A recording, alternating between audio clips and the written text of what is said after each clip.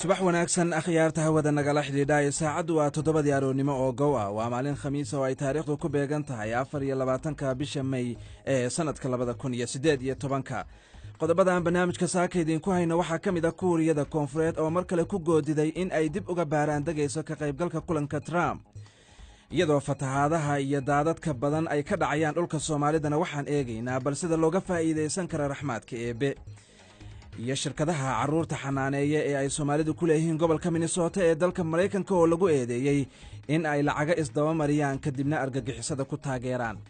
arintii waxay noqotay arin annagu aan aad uga naxno waayo sumcadeedii bay dhaawac weyn u geysanaysaa Soomaali oo dhan baa la yiri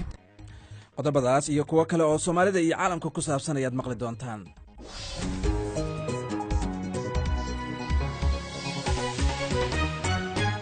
soosaaraheenu waa Axmed Badar waxaana barnaamijkeedin la socodsiin doona anigoo ah Xasan Haybe marka hore aan ku bilowno warkii dunida oo inoo soo jeediyo Maxamed Cabdiraxmaan Sheekh Maxamed mahadsanid Xasan Kuuriyada Waqooyi ayaa shaacisay in Mareykanka ay ku xiran tahay qabsoomidda wadahadalka la filayo in bisha dambe uu dhaxmaro Kim Jong Un iyo Donald Trump haddii uu kulankaasi dhici waayona ay tahay in Washington ay isu diyaariso iska horimaad nuclear la isu adeegsanayo xukuumadda Pyongyang oo soo saartay war kelmado culus lagu qoray ayaa sheegtay in aanay baryi doonin wadahadal ay la gasho Mareykanka wasiirka arrimaha dibadda ee Shiinaha Wang Yi ayaa sheegay in Mareykanka uu haysto fursad taariikhi ah oo uu heshiis nabadeed kula geli karo Kuuriyada Waqooyi waaxda ganacsiga ee Mareykanka ayaa sheegtay in ay ka codsatay madaxweyne Donald Trump inuu baaritaan ku sameeyo in gawaarida iyo qalabka dalkaasi looga soo dhoofiyo dibadda ay khatar ku yihiin ammaanka qaran ee Mareykanka waaxda ganacsiga xoghayaheeda oo lagu magacaabo Wilbur Ross ayaa sheegay inay jirto caddeyn muujinaysa in gawaaridaasi la soo dhoofiyo ay maasha ka saareen shirkadaha gawaarida sameeya ee uu Mareykanka leeyahay hay'adda u dooda xuquuqda aadanaha ee Amnesty International ayaa ku eedeysay militariga Nigeria inuu tacadiyo kula kacay dumarka ka soo cararay weerarada Boko Haram ee ku sugan waqooyi bari dalkaasi Amnesty ayaa sheegtay in ciidamada Nigeria ay tacadiyo galmo u geysteen haweenka barakacayaasha ah ee ku nool gobolka Borno ugu dambeynna ninka lagu wado inuu noqdo ra'iisul wasaaraha cusub ee Talyaaniga Giuseppe Conte ayaa bilaabay inuu soo xusho xubnaha dawladdiisa cusub ee uu soo dhisi doono Mr. Conte oo ah sharci yaqaan aan lahayn khibrad siyaasadeed ayaa waxaa loo doortay in uu hogaamiyo dalkaasi waxaana ku heshiiyey axsaabta isbahaysatay ee kala ah dhaqdhaqaaqa Five Star iyo xisbiga midig fog ee The League warkii caalamkana waa naga inta Xasan mahadsanid kaasina wuxuu ahaa Maxamed Cabdiraxmaan Sheekh oo warkii dunida inala socodsiinayay aan ku bilownay Kuuriyada Waqooyi ayaa mar kale ku goodiday in ay dib uga fiirsanayso ka qayb qaadashada shirka loo ballansan yahay in ay la yeelato madaxweyne Trump waxayna sheegtay in Mareykanka ay u taalo inuu miiska wadahadalka soo fadhiisto ama uu la galo dagaal nukliyeer hadalkaas ayaa ka soo yeeray kaaliye aad ugu dhow Kim Jong Un kaas oo sidoo kale cambaareeyay hadalkii madaxweyne ku-xigeenka Mareykanka uu ku barbardhigay Kuuriyada Waqooyi iyo Liibiya haddaba si aan faahfaahin uga helna arrimahaasi waxaa si dhow ula socday Axmed Badar oo istuudiyaha igu weheliya Axmed bal inoo faahfaahi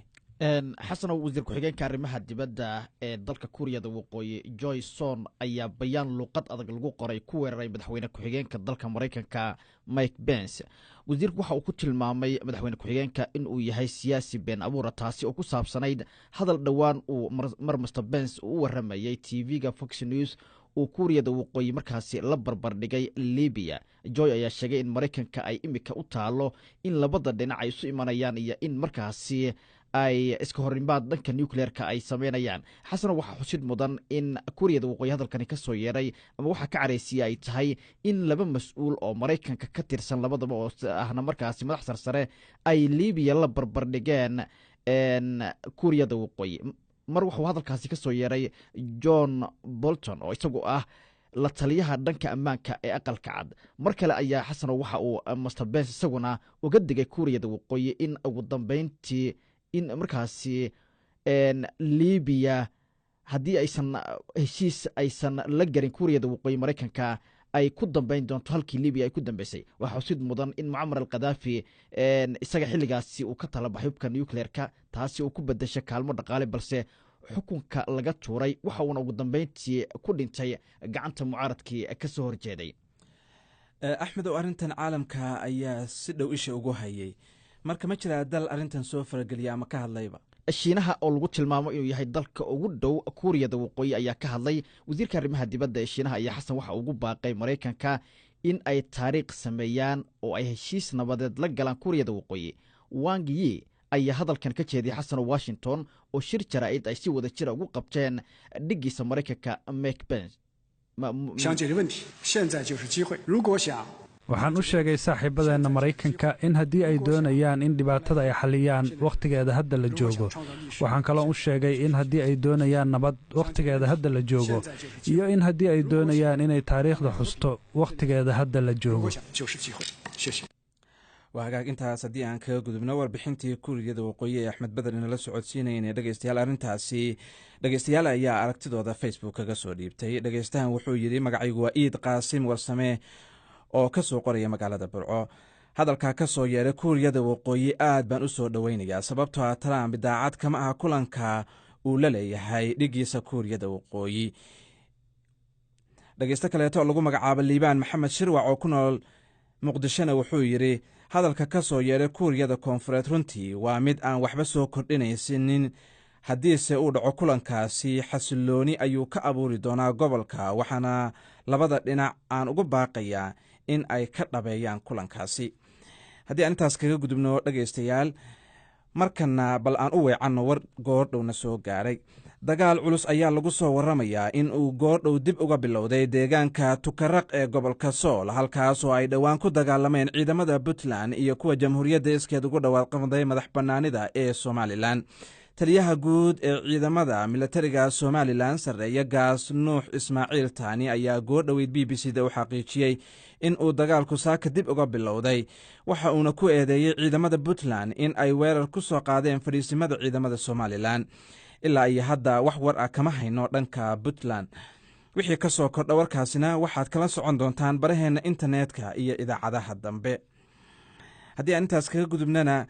shirkadaha caruurta xanaaneeya ee ay soomaalidu ku leeyihiin gobolka minnesota ee waddanka maraykanka ayaa lagu eedeeyey in ay lacaga isdaba mariyaan oo ay waddankaasi ka saaraan. qaybo ka mida lacagahaasina ay gacanta u gasho argagixisada. telefishin waddankaasi ku yaala ayaa dabagal uu sheegay inuu sameeyey arrintaasi ku baahiyey. bulshada soomaalida ayaa aad uga xanaaqday arrintaasi, waxayna qaarkood sameeyeen mudaaharaadyo ay kaga cabanayaan arrintaasi. hase haatee waxaa jira mar hore in qaar ka mid a shirkadaha caruurta xanaaneeya ee ay soomaalidu leeyihiin ay dowladdu ku soo oogtay dembiye la xidhiidha wax isdabamarinta lacagahaasi oo ay si khalada uga qaateen dowladda. cabdirasaaq biixi waa nin u ololeeya arrimaha soomaalida ku nool gobolkaasi. wariyaha b b c da maxamed xaaji xuseen shiine ayuu arrimahaasi uga warramay. walaal saa og tahayba soomaalidu waa ganacsato. adeegyada bulshada oo laysu qabtana soomaalidu waxay gaartay xilligeedii ay iyadu isu adeegi lahayd. marka soomaalidu waxay furatay dhaykeeryo oo ah meelaha ilmaha lagu xanaaneeyo inta waalidka u shaqada jiro. marka waalidka aan awoodi karin oo dakhligiisu yar yahay, dowladdaa kabta oo ka bixisa. marka idaacad baa maalin dhowada fox 9 ayaa waxay soo daysay soomaalida bisnesyadeeda ee ilmaha haya dhaykeerada inay $100 milyan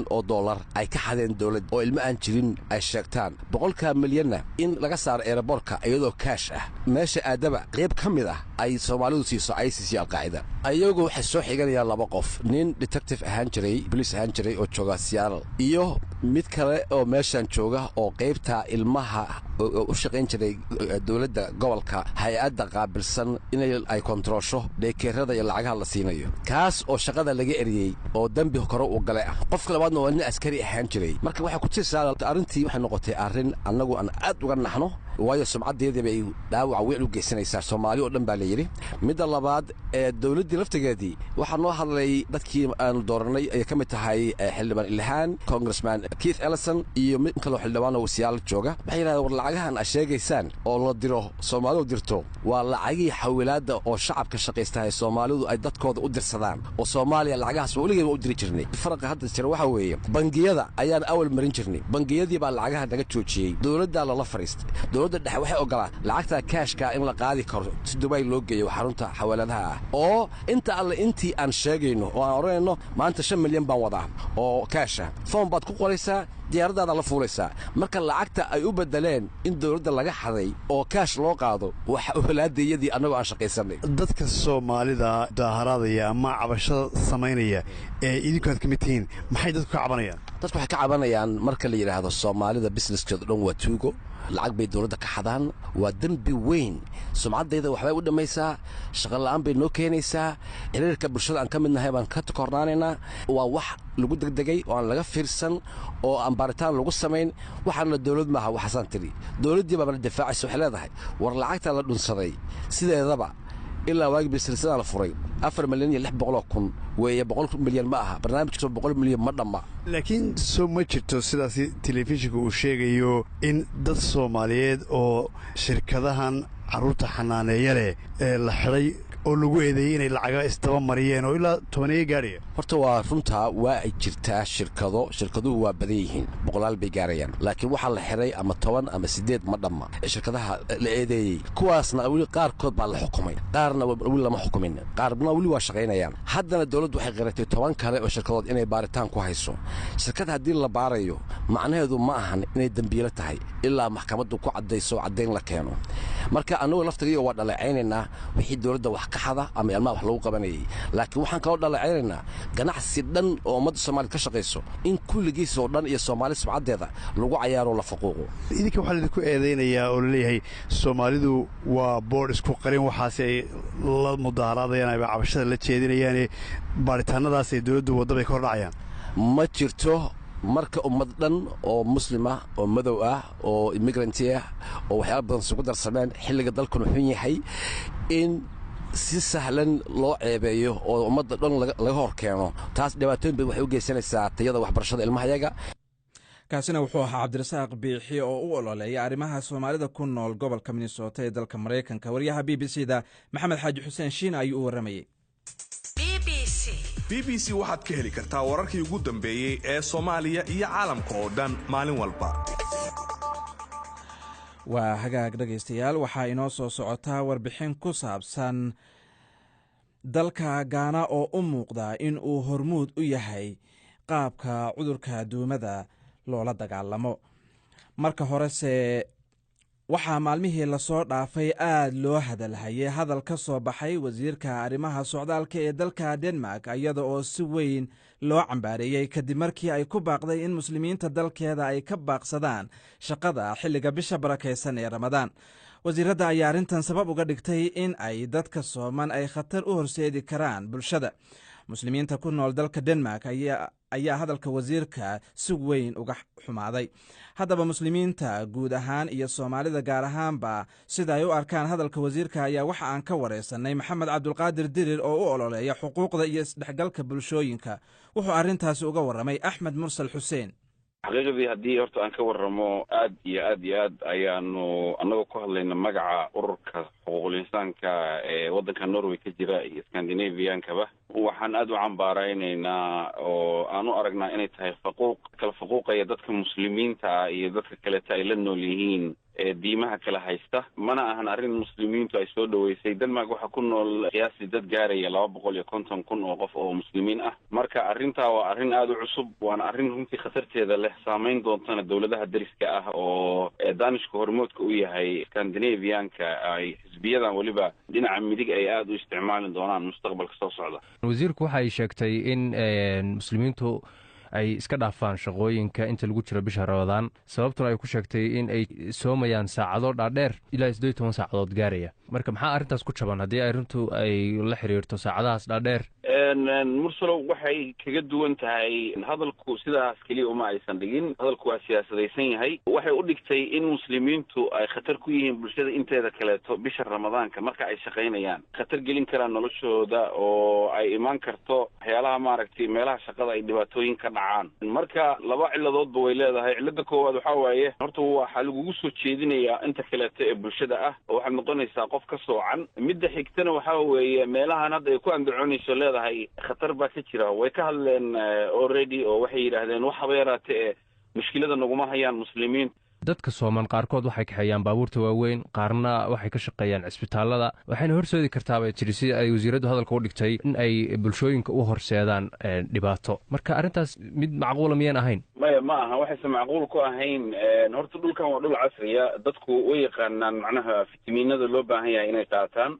wayna garan karaan saacadaha ay soomaan iyo qaabka ay iyagu umataqaanaa u maamulan lahaayeen waktigooda waana dad runtii shaqadoodana dee ka taxadaraya oo labadii arrimoodba gacanta ku wada haya marka ma ay ahaan haddii ay ahaan lahayd qof awal wanaag looga bartay iyo inay dadka muslimiinta ama soo galootiga jecel ee wanaagsan hadday ahaan lahayd waa laga qaadan lahaa laakiin waa qof la yaqaano oo macnaha waxba wax ay ka adag yihiin ama hadallada mar walba muran ka dhalinaya keenta oo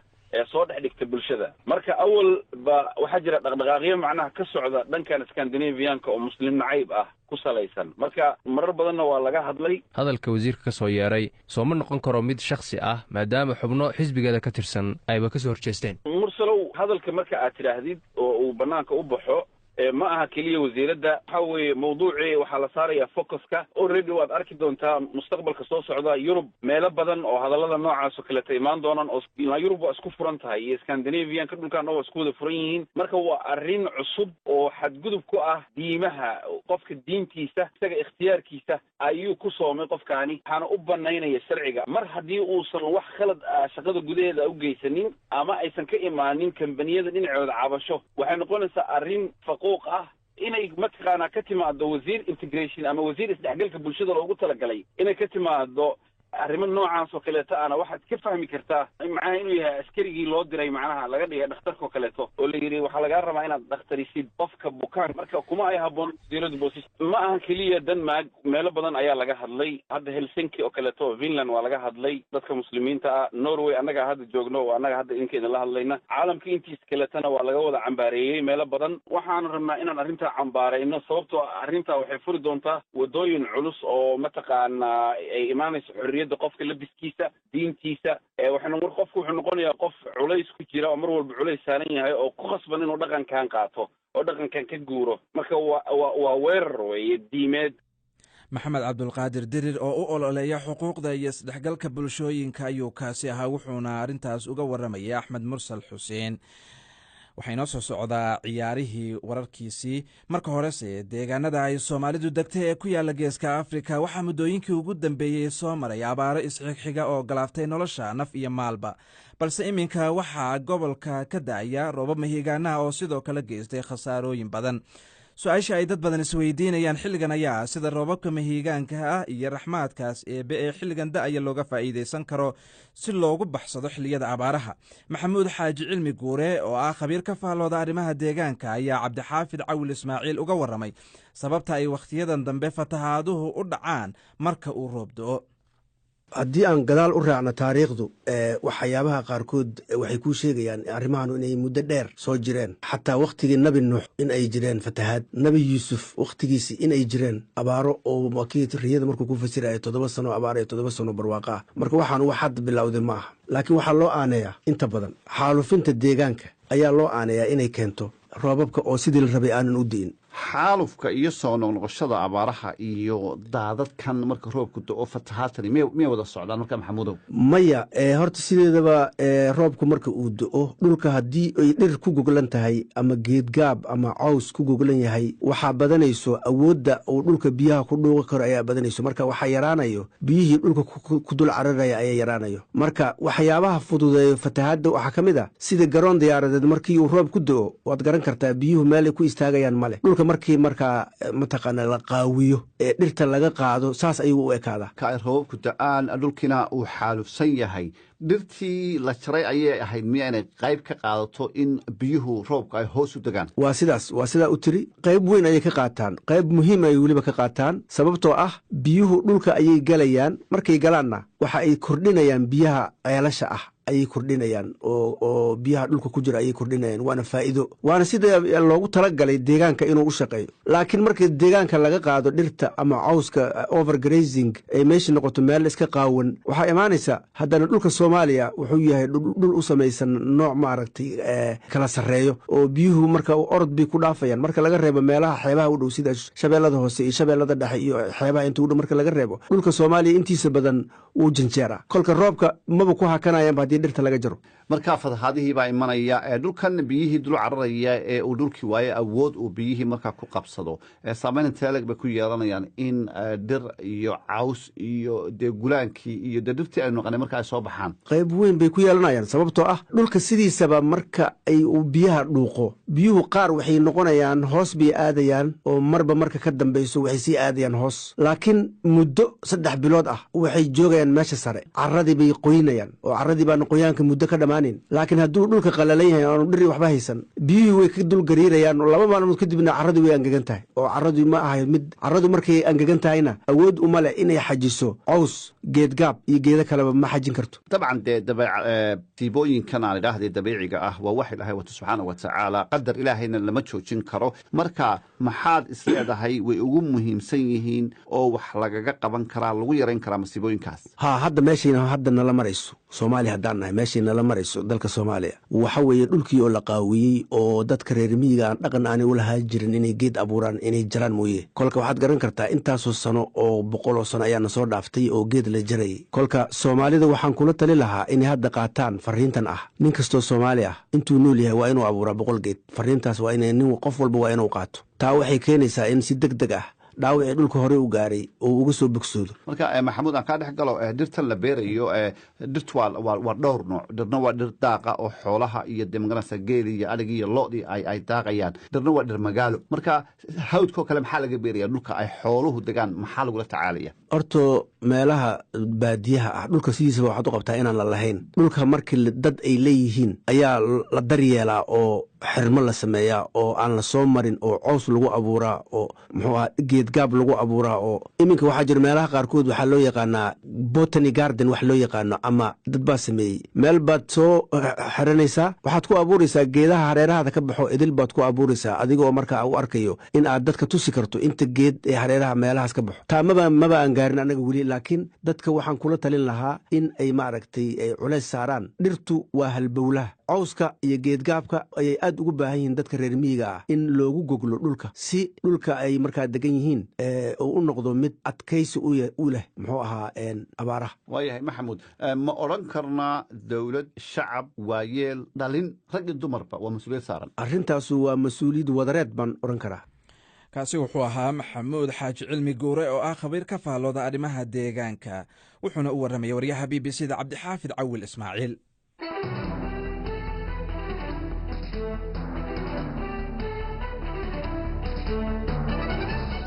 ma doonaysaa inaad ka qayb qaadatid abaalmarinta laanta af soomaaliga ee b b c ee ay ku baadigoobayso gabdhaha ugu gabayga wanaagsan sanadkii tegey waxaa abaalmarinta ku guulaysatay deeqa nuux yunis dhaqan suubin suugaan cudoon sadar la miisaamay murti soohan mahmaasar tiran hadal sarbeebaysan sahan dhowrsan saadaalin dheer saba barwaaqaysan sibraar buuxa sahay meelmaroo socoto loo kaydsho haan saable surrad iyo alool golo la siinsaabay aroos sacable gaaf iyo salaan sood mashxaradeedka sac la maalo adhi soofa iyo sumadda geeleenna sinji gaara soomaaliyay waynu sidanaayey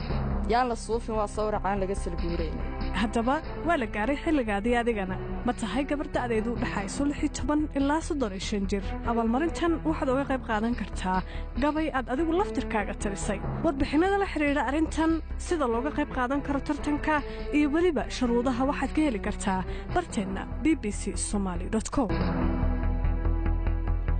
waa hagaag dhegaystayaal weli waa uu furan yahay oo codsiyada gabdhaha da'yarta ee soomaaliyeed waa ay soo gudbisan karaan markana bal aan u weecanno cudurka duumada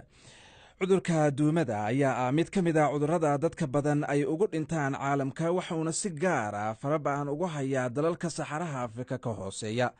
hay-adda caafimaadka adduunka ayaa 2016 ku qiyaastay in 90% kiisaska malaariyada ay ahaayeen kuwa ka jira waddamadaas balse dalka gaana ayaa u muuqdaa in uu hormuud u yahay qaabka cudurkan loola dagaalamo waana waddankii ugu horreeyey ee qaaradda afrika ku yaalla ee bilaaba isticmaalka kiimikooyinka lagu buufiyo kaneecada fikirkaasi oo sidoo kaleeta lagu ballaarin karo guud ahaan qaaradda. warbixin ay b b c du ka diyaarisay waxaa inoo soo koobaya waryaheed b b c da Axmed Beder. Bismarck Uwesu ka hortagga malaariyada waa mid shakhsi ahaan ka go'an. dhowaan ayaa waxa uu ku waayay 2 ka mida saaxiibadii. Bismarck waxa uu shaqeeyaa hay-adda lagu magacaabo Agalmaal oo ah hay-ad aan dowli ahayn oo xukuumadda Gaana kala shaqaysa sidii cudurka duumada loola dagaalami lahaa, waana hay-addii ugu horreysay oo tijaabisa suntan lagula dagaalamo cayayaanka. waxaa daawadani loo isticmaalaa in lagu buufiyo gudaha derbiyada guryaha. kaneecada ku degta derbiga sunta lagu buufiyey isla markaaba waa ay dhimataa. Bismarck Uwesu ayaa sheegaya in tijaabadii ugu horreysay ee ay sameeyeen ay muujinayso in suntani ay si dhaqsaa u dilayso kaneecada.